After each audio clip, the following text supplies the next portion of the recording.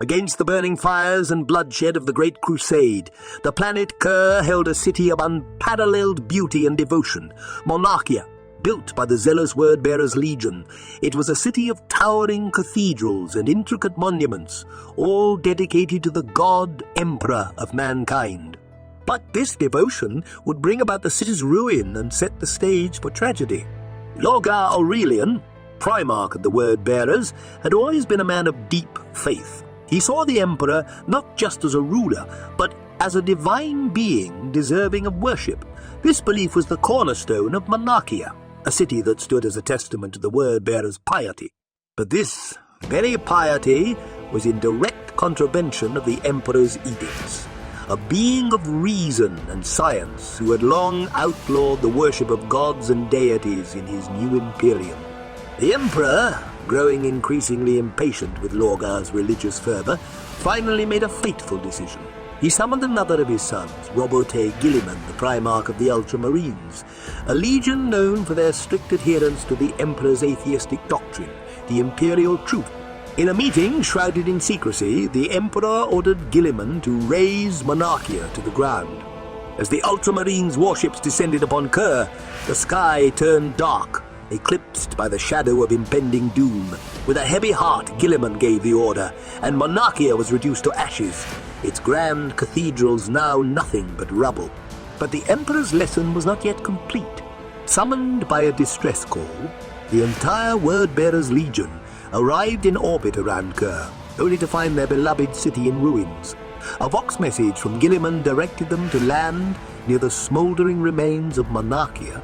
There they were met by Malcador, who gently admonished Lorgar on the emperor's behalf. Lorgar was enraged. He struck Malcador with a backhanded blow that threw him 20 meters.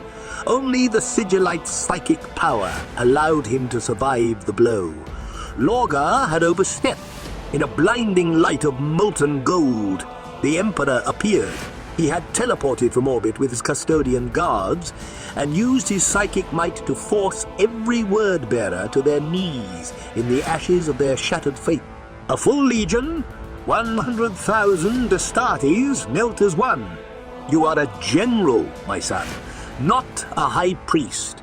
You were created for war, for conquest, to reunite the human race under the aegis of truth.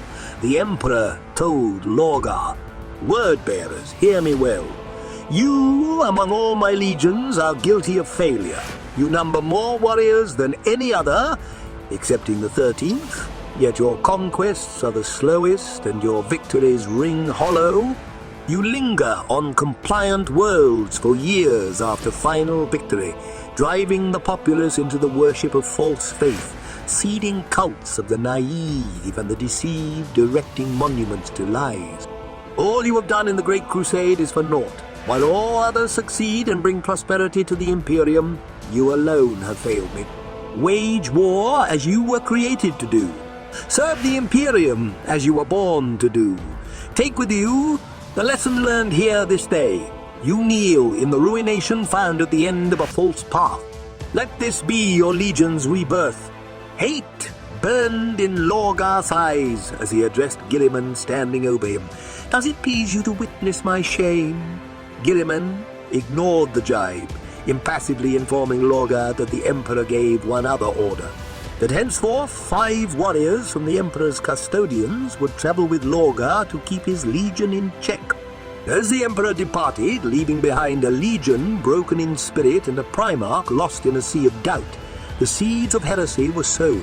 Lorgar, feeling betrayed and abandoned, would soon turn to the dark powers of the warp, seeking the divine recognition that his father had denied him.